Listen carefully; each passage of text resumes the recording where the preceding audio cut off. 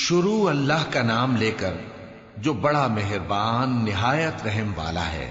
نون، قلم کی اور جو کچھ لکھنے والے لکھتے ہیں اس کی قسم کہ اے پیغمبر صلی اللہ علیہ وآلہ وسلم، تم اپنے پروردگار کے فضل سے دیوانے نہیں ہو، اور بے شک تمہارے لیے بے انتہا اجر ہے، اور یقیناً تم اخلاق کے اعلی مرتبے پر ہو۔ سو ان قریب تم بھی دیکھ لو گے اور یہ کافر بھی دیکھ لیں گے کہ تم میں سے کون دیوانہ ہے۔ تحقیق تمہارا پروردگار اس کو بھی خوب جانتا ہے جو اس کے رستے سے بھٹک گیا، اور ان کو بھی خوب جانتا ہے جو سیدھے رستے پر چل رہے ہیں۔ تو تم جھٹلانے والوں کا کہا نہ ماننا۔ یہ لوگ چاہتے ہیں کہ تم نرمی اختیار کرو تو یہ بھی نرم ہو جائیں، اور کسی ایسے شخص کے کہے میں نہ آ جانا جو بہت قسمیں کھانے والا ہے، ذلیل ہے، شرارت سے اشارے کرنے والا، لگائی بجھائی کرنے والا، مال دینے میں بڑا بخیل، حد سے بڑھا ہوا بدکار، سخت خو اور اس کے علاوہ بدذات ہے، اس سبب سے کہ مال اور بیٹے رکھتا ہے۔ جب اس کو ہماری آیتیں پڑھ کر سنائی جاتی ہیں تو کہتا ہے کہ یہ اگلے لوگوں کے افسانے ہیں، ہم ان قریب اس کی اونچی ناک پر داغ لگائیں گے۔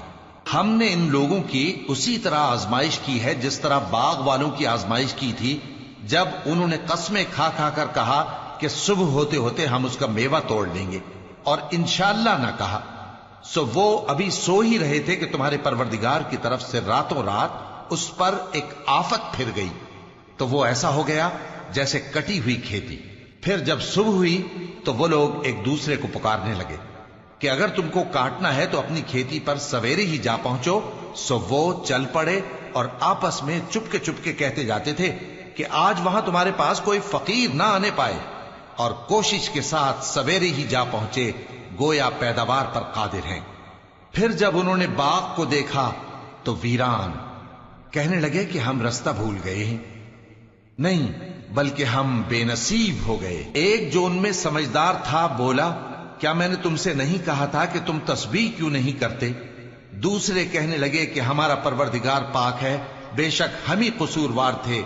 پھر لگے ایک دوسرے کی طرف رخ کر کے ملامت کرنے، کہنے لگے ہائے شامت، ہم ہی حد سے بڑھ گئے تھے، امید ہے کہ ہمارا پروردگار اس کے بدلے میں ہمیں اس سے بہتر باغ عنایت کرے، ہم اپنے پروردگار کی طرف رجوع کرتے ہیں۔ دیکھو عذاب یوں ہوتا ہے، اور آخرت کا عذاب سب سے بڑھ کر ہوگا، کاش یہ لوگ جانتے ہوتے۔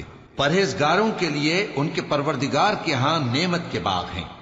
کیا ہم فرما برداروں کو نافرمانوں کی طرح نعمتوں سے محروم کر دیں گے؟ تمہیں کیا ہو گیا ہے؟ کیسی تجویزیں کرتے ہو؟ کیا تمہارے پاس کوئی کتاب ہے جس میں یہ بات پڑھتے ہو کہ جو چیز تم پسند کرو گے وہ تم کو ضرور ملے گی؟ یا تم نے ہم سے قسمیں لے رکھی ہیں جو قیامت کے دن تک چلی جائیں گی کہ جو کچھ تم طے کر لو گے وہ تمہارا ہوگا؟ ان سے پوچھو کہ ان میں سے کون اس کا ذمہ لیتا ہے؟ کیا اس قول میں ان کے کچھ شریک ہیں؟ اگر یہ سچے ہیں تو اپنے شریکوں کو لے آئیں۔ جس دن پنڈلی سے کپڑا اٹھا دیا جائے گا اور کفار سجدے کے لیے بلائے جائیں گے، پھر وہ سجدہ نہ کر سکیں گے، ان کی آنکھیں جھکی ہوئی ہوں گی اور ان پر ذلت چھا رہی ہوگی، حالانکہ پہلے اس وقت سجدے کے لیے بلائے جاتے تھے جبکہ وہ صحیح و سالم تھے۔ سو مجھ کو اس کلام کے جھٹلانے والوں سے سمجھ لینے دو، ہم ان کو آہستہ آہستہ ایسے طریق سے پکڑیں گے کہ ان کو خبر بھی نہ ہوگی، اور میں ان کو مہلت دیے جاتا ہوں، میرا داؤں بڑا مضبوط ہے۔